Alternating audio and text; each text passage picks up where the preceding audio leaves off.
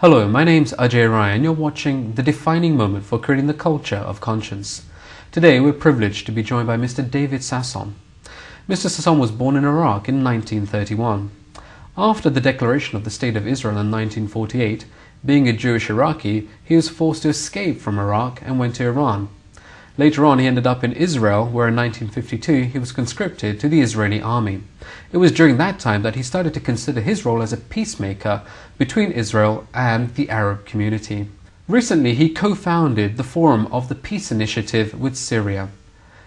Mr. Sasson, thank you so much for joining us on The Defining Moment. Thank you. Today's topic is Syria's role in achieving Middle East peace. However, before we get into that, can you please share with us a defining moment from your life? I think when I decided to leave the country in Israel in 1974, I decided because I thought enough wars, enough killing, and I want to contact with Arabs that I know that I can bring the dialogue between the Israelis and the Arabs through my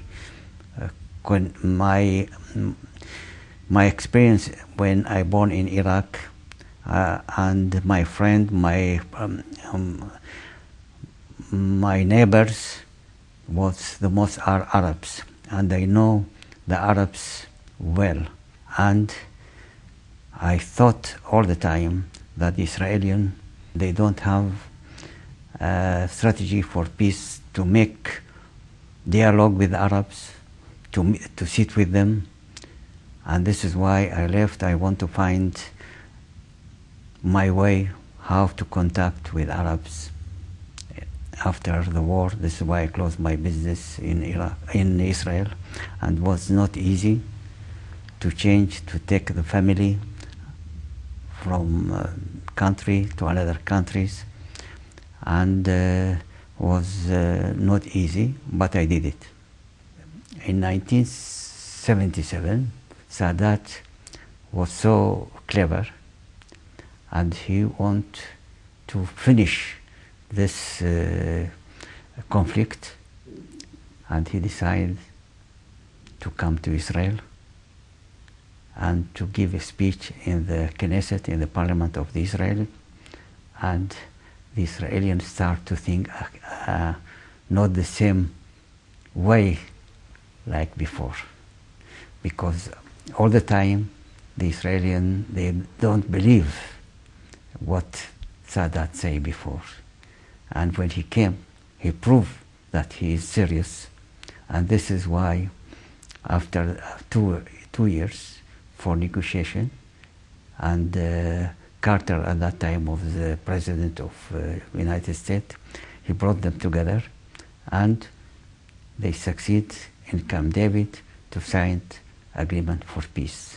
And this is why I was one of the first Israelis to go to live in Egypt in the end of 1979. Even I rent a flat. I stay there for 3.5 years. All the Israelis at that time, they thought they are going to kill me, because after wars, after killing, after hatred, but they received me, I can say, because very, very, very good. Did you ever feel that your life was in danger, or that you were putting your life at risk? I take a risk, yes, I know, but I did it for a purpose, to show to the both sides we can live together in peace. So you were a pioneer. You literally put your life on the line. Yeah. So well, thank you very much for sharing that. Well, following on this actual topic about Syria's role in the Middle East, you already mentioned Egypt, and I understand that you're very much looking at what happened between Egypt and Israel as a model for the role that Syria can play in the Middle East. Can you please tell us about how you see Syria's involvement in when this whole I started process? to live in Egypt, I thought all the time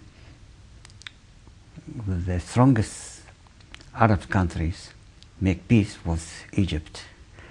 If the second country must be also the second in power of the Arab country. At that time I thought Syria. One day they interview me, somebody from the state, I don't remember which newspaper. After 1 year I staying in Egypt, he said to me, which country you think you will make peace with Israel? I said to him, the second must be Syria. He said to me, why? Because for him was very strange. I told him, because Egypt was the strongest, the second must be Syria. They are the second and strongest in the power in Arab countries. And after that, all Arab countries will make peace with Israel. He said to me, in how many years do you think will be? I told him, in 5 years, if we are not going mistakes. But after 2 years, we make war in Lebanon, the first war in Lebanon. When was that? Which year? In 1982. Now, so this was already in the early 1980s that you were thinking about the significance, the role that Syria could play. And in relation to Egypt, or using Egypt as a model, the whole issue with Egypt and Israel was the issue of Sinai and returning Sinai. So how do you see that as a model for Syria? Because if we, today, even from, we have a lot of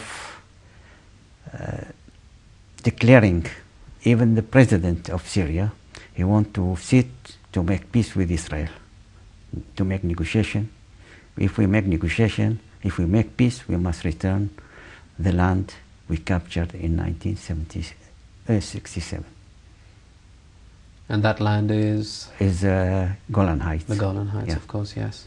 And if we make peace with Syria, immediately we'll make peace with Lebanon, and also with most Arab countries, and also we can solve the Palestinian conflict between Israel and the Palestinians. So you really think it's as straightforward as that Israel should give up the Golan Heights, return it to Syria, in the same way that they returned Sinai to Egypt, and from that will be the turning point?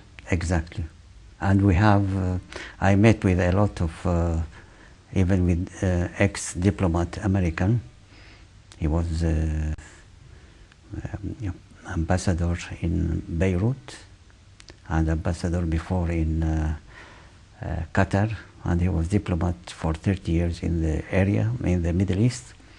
He met with the foreign minister of Syria, and I know what the Syrians think about the peace in the future. This is why we create this forum to make peace with Syria, to make the initiative peace with Syria, to force the government of Israel to respond to the Syrian, that we are ready also to make negotiation to reach the peace. But the problem is, American, they make in the last few years a lot of mistakes in the Middle East, especially in Iraq, and especially with Iran and with Syria. Today, even if we make negotiation with Syria, it is very good for the American in Iraq. And why is it that? I mean, of course, there is this axis of evil, and that's been... because the American, they think because the Syria today, they help Hezbollah, they help the extremist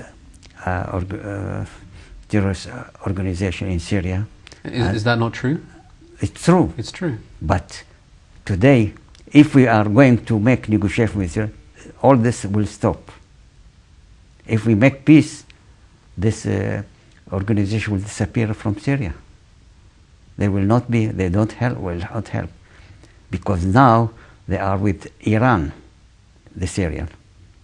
If they will make peace with Israel, the Syrian will be out from the influence of the Iranian. So it's actually quite a interconnected plot of events that's going on right now. Yeah, and it is good for the American in Iraq. But the American, they don't think about that. because they are make a lot of so mistakes. They continue. Even the report of Baker said that the American, they must make, with especially the Israeli, they must make immediately a negotiation with the Syrian. And he said, or even to the American to make negotiation even with Iran, because with dialogue they can solve a lot of problems. If the American will have another policy, the situation in the Middle East will change. You've already mentioned the role of the Americans, and anyway, obviously your opinion is that they haven't been that conducive towards actually creating a peace process. However, I wanted to also ask your opinion about the British involvement. Perhaps not in today's context, but historically, how have the British been involved in the Middle East? The British, they when they occupied the most of the Middle East after the First War from the Ottoman Empire. So this was around after 1917? Yeah, 1917, yeah. And they brought a leaders in after that, and they have the big influence on the government of Iraq, of Jordan, and even of Saudi Arabia. And this is, they want to stay more and more. And this is they make a lot of mistakes also, but they have economic interests, and they did what they thought it is good for them, not for the region. And how did that develop? Of course, if they've taken a self-interest approach to the region, but later on, I mean, how did they affect the actual civilization itself, the cultures? I remember when I was young in the school, and I make a lot of demonstration with with the people in Iraq. We demonstrate against the interests of the British in 19. So this was the Jewish and the Arab communities together. And, yeah, the Jewish, the Christian, the Kurd. My friend was a Christian, or Muslim. We was against the British. We demonstrate against the interests of and this is why one of the reason the war in 1948 was, I think, was economic more than political. And because the British has interest in the Middle East, especially in Iraq, they have the oil, and they want to say more, and not, and they give, the media was in the hand of the British at that time, and they start to split, we can say, between the Jewish and the Muslim, and they start to have a lot of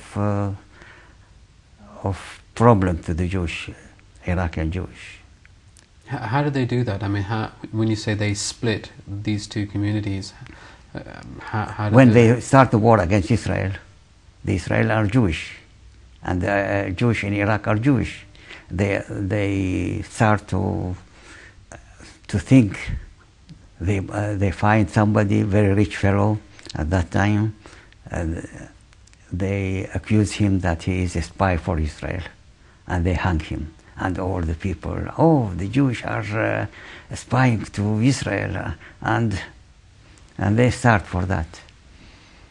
So there's this, similar to India actually, this kind of policy, I don't know if you want to really call it a policy, but this unfortunate divide and rule phenomenon where when a community is actually trying to unite, of course in India it was the case of the Hindus and the Muslims, and of course the Sikhs as well, but as a nation trying to unite, just like in Iraq, a nation trying to unite the Jews and the Iraqis, but rather than allowing it to unite, they caused a split. This is why they... And as a result, you were kicked out of your home. Yeah, and after that, the demonstration against against the British stopped, all the demonstration against Jewish, against Israel start. Because this is a new enemy they create. So like we've seen in history all along, neighbors were turned into enemies. Because when you split, when the media in your hand, and you can do a lot to change the public Opinion. This is the problem. And most of the people are ignorant. And the war itself was just really about economy. Yeah, and the most of the war, you can see from hundreds of years, economic. Interest, economic. Why they want to conquer, why they want to, because they want to have more power of land, power of money. Why they conquered in Africa, where they stay there hundreds of years? Because they have interests of economy. Why the First War start? Also. Why the Second War even? Also economic.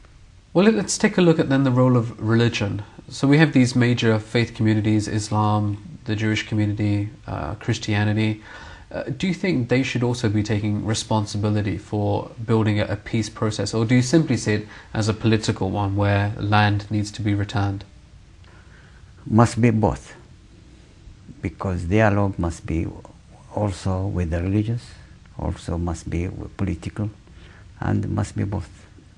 And do you think those faith communities have been doing enough to... Not enough. They start here and there, but not enough. And how do you actually kind of look at their position right now? Do you think they have a strong position in which to make some positive steps towards peace, or do you think religion or these faiths in themselves are actually getting in the way? I think the religious make a lot of damage for the peace. Like they killed Rabin killed by fanatics religious, and when they kill him, they kill the peace in the Middle East. And what do you think is fueling all this religious extremism, in other words, terrorism? The problem is the religious. It is not from now they start. The American, they help a lot of before 2 generation, 3 generation. They start in the 40s and 50s. After that, 60s, 70s, to help the religious in Iran, in the Middle East, and this was because they were scaring from the communist parties in the area, and they want to create something new, and this is what they create in extremist Muslim in Iran and in other places. So the Americans deliberately supported the religious groups in order to have a force to counteract the rise of communism. Yeah, they want to create something. How I know that? Because my partner in Iran was the son of Ayatollah, and he told me about how he get money from CIA, his father. This was your business partner? Huh? Your business partner? Yeah, and money is power, is money education. They educated the children to be Muslims and religious, and sometimes from religious start to become extremists against the communism, and after that become against, we can see that, against even the capital, against the American and the British. So basically it backfired. They were creating a force to counteract the communists, and eventually we can see that when even in Afghanistan they help the worst element of the extremists of Muslim Mujahideen, and after that in the same time even Bin Laden was there. They help him only because they want to fight against the influence of the communists. But why are these religious extremist groups turning against let's say America or even Britain, what's actually motivating them? Why do they feel so compelled to do that? The extremists start to be thinking against the Jewish, against the communism, against also the Christian, and this is why they start like that. But why? Why do they see them as the enemy? What's the root cause for all of that? Because what happened, the Jewish capture, they think that they are capturing the land of the Islam in Palestine. They think that the American also, after the war in the Gulf War in 1992, when the American army stay in Saudi Arabia, and this is for them a holy land, and this is why they want the American to go away from the land of the Holy Land in Saudi Arabia, and this is why they start to be big conflict between the Muslim extremists with the West, especially with America. Well, then now let's just look at what's going on, especially in the news today. We hear a lot about Iran, and just considering the whole peace process now in the Middle East, it seems like Iran is now very much on the agenda. Can I just ask you straight up, do you think there will be a war with Iran? I hope not, because I think if the war will come, will help, in this case, the extremists united. Even the most of the people today in Iran, we can say, they don't like Ahmadinejad, the president of Iran. And the most of the people will be with him if there will be war. And this is, I think, big mistake. If we So at the moment he doesn't have, let's say, that support and that unity? No. He doesn't? He has no, even we can say that a lot of, in the last election, municipality election for the cities, especially Tehran and other cities, he lost. That means a lot of people, they don't like him. And if we make war, we are going to unite all the Iranian and also the extremists in Arab countries will help him. Even today, they hate and it's very dangerous to all Arab countries, because the extremists maybe they will come to the power in many countries, in Arab countries.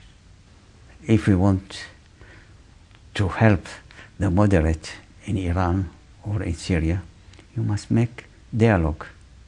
With dialogue you can solve a lot of problems. You make dialogue with enemy, not with your friend. And this is, I think the American makes a lot of mistakes. It is interesting that even now with North Korea, there are still dialogue, negotiations going on, even before the development of these nuclear weapons or nuclear power, and obviously still now. But with Iran, it's like you already said, and also with Syria, there's a policy of we just do not negotiate. Yeah, this is a big mistake. And so certainly that has to change. It is very dangerous to the whole Middle East. Do you feel confident that with your forum for a peace initiative with Syria, do you feel confident that you can change people's minds? This is why we try. And a lot of Israelis joined us, especially there are a lot of ex-generals, a lot of lawyers, a lot of professors, and I hope we can use about our power to force the government to make negotiation with Syria. And is the government, the Israeli government, your main target audience in terms of this message, or are you also looking at the Americans as part of your target audience? I hope we must start with our government, and we must also send a message to the American. And you feel that if you can get the people of Israel behind this message, of developing negotiations with Syria, that the government will just have to listen and have to take a step in that direction? I hope so. Yeah. But do you have, let's because say... even in the last 2002, the Arab League, they decide all Arab countries to make peace, all Arab countries to make peace with Israel if the Israelis return the land of capture after 1967. If we are returned this land, we make peace with all Arab countries. This is the decision of the League, Arab Leagues. All Arab countries, they sign there. So this is Sinai, which is already returned, Golan Heights, which is specifically what you're working on with Syria, and then the Palestinian. Yeah. So those are the three key areas in the Middle East. No, with Syria, with Egypt, we make the peace. Yes. Yeah. But it's now an example to follow. Yeah.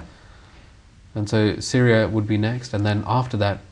At the same time, when we make peace with Syria, we can make negotiation at the same time with the Palestinians. We cannot solve the problem. The key of the peace in the Middle East today, all the time, with Syria. Well, this certainly sounds like a plan, a very concrete plan in terms of making real steps, clear, substantial steps towards peace in the Middle East.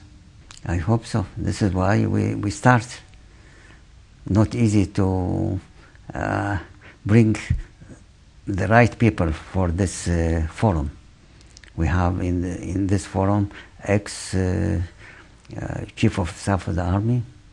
We have a lot of professors, a lot of ex-ministers, and a lot of members of the Knesset, of the Parliament of Israel. They want to join us, but we don't want them because we want this forum to be from all kind of from. I don't want to say they will. If we bring this member of the Knesset, they will say we are from left side, and the right wing will attack us. We won't have from the right and from the left side in this forum. Okay. Well, thank you very much, Please. Mr. Sasson, for joining us today and sharing your, I think, very substantial experience and your insights on this whole matter with us today. Thank you very much. Thank you. Well, you've been watching The Defining Moment for Creating the Culture of Conscience. If you'd like to find out more, we're on the web at www.definingmoment.eu. Thank you for watching, and we wish you all the best.